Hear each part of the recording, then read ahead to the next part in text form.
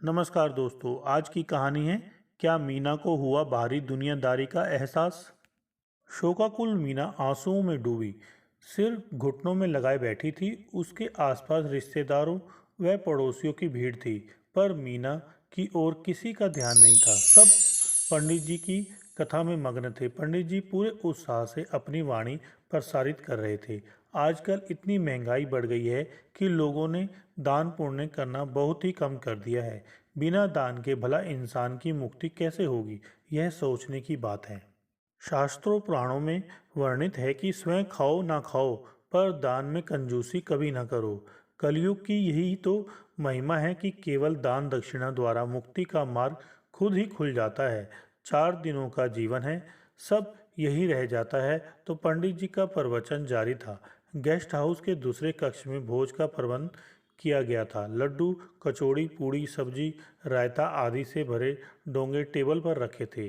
कथा चलते चलते दोपहर को 3 बज रहे थे।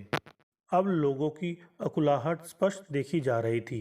वे बार बार अपनी घड़ी देखते तो कभी उचक कर भोज वाले कक्ष की ओर दृष्टि उठाते। पंडित जी तो अपनी पेट पूजा घर के हवन के समाप्त होते ही वहीं आ गए थे।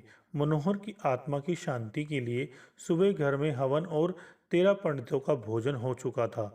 लोगों यानी रिश्तेदारों आदि ने चाय व प्रसाद का सेवन कर लिया था, पर मीना के हलक के नीचे तो चाय का घुट भी नहीं उतरा था।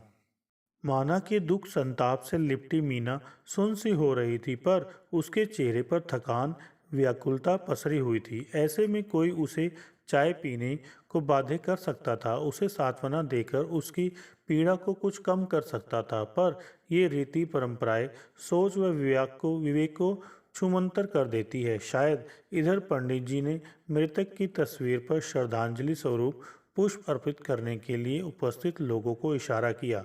पुष्पांजलि के बाद लोग जल्दी जल्दी भोज कक्ष की ओर बढ़ चले थे। देखते ही देखते हलचल, शोर, हंसी आदि का शोर बढ़ता गया। लग रहा था कि कोई उत्सव मनाया जा रहा है। अरे भाई, लड्डू तो लाना, यह कछू की सब्जी जो कमाल की बनी है, तुम भी खाकर देखो। एक पति अपनी पत्नी से कह रहा था। कचौड़ी तो एकदम मथुरा शहर में मिलने वाली कचौड़ियों जैसी बनी है, वरना यहाँ ऐसा स्वाद कहाँ मिलता है। ये सब रिश्तेदार और परिचित जन थे जो कुछ ही समय पूर्व मृतक की पत्नी से अपनी संवेदना प्रकट कर अपना कर्तव्य पूरा कर चुके थे। मैं विचारों के भंवर में फंसी उस रविवार को याद करने लगी जब मीना अपने पति मनोहर व बच्चों के साथ मॉल में शॉपिंग करती मिली थी। हर समय चहकती मीना का चेहरा मुस्कान से भरा रहता। एक हंसता खेलता परिवार जिसमें पति पत्नी के प्रेम विश्वास की छाया में बच्चों की जिंदगी पलवित हो रही थी। अचानक वह घातक सुबह आई जो दफ्तर जाते मनोहर को एक्सीडेंट का जामा पहनाकर इस परिवार से बहुत दूर हमेशा के लिए ले गई। मीना अपने घर पति व बच्चों की सुखी व्यवस्था तक ही सीमित थी। कहीं भी जाना होता पति के साथ ही जाती। बाहरी दुनिया से उसे कुछ लेना देना नहीं था, पर अब बैंक आदि का कार्य और भी बहुत कुछ। ऐसी मेरी विचार श्रृंखला टूटी और वर्तमान पर आ गई।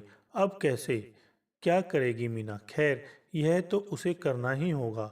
सब सीखेगी धीरे धीरे, समय की धारा सब सिखा देगी।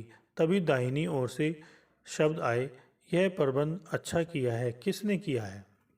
यह सब मीना के भाई ने किया है। उसकी आर्थिक स्थिति सामान्य सी है, पर देखो उसने पूरी परंपरा निभाई है। यही तो है भाई का कर्तव्य। दिनों पूर्व की बातें मुझे फिर याद आई थी। भोजन प्रबंधन का जिम्मा मैंने व मेरे पति ने लेना चाहा था। तब घर के बड़ों ने टेढ़ी दृष्टि डालते हुए एक प्रश्न उछाला था।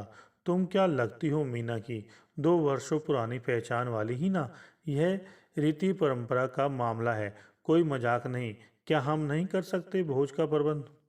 पर यह कार्य मीना के मायके वाले ही करेंगे।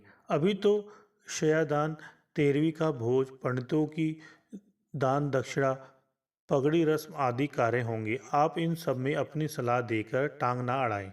और क्या, ये आजकल की पढ़ी लिखी महिलाओं की सोच है जो पुराणों की मान्यताओं पर ही भी उंगली उठाती हैं। उपस्थित एक बुजुर्ग महिला का तीखा स्वर उभरा।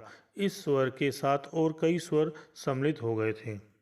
मेरे कारण मीना को कोई मानसिक कलेश ना पहुँचे, इसलिए मैं निशब्द हो चुप्पी साध गई थी। पर आज एक शब्द मेरे मन में गूंज रहा था, यहाँ इस तरह गम नहीं, गमोत्सव मनाया जा रहा है। मीना व उसके बच्चों के लिए किसके मन में दर्द है? कौन सोच रहा है उसके लिए? चारों तरफ की बातें, हंसी भरे वाक्य एक उत्सव ही तो लग रहे हैं थे। हेलो दोस्तों, अगर आपको हमारी ये वीडियो अच्छी लगी हो तो लाइक करें, शेयर करें और कमेंट्स करके बताएं कि हमारी ये वीडियो आपको कैसी लगी। साथ में चैनल को सब्सक्राइब करके बेल आइकन जरूर दबाएं।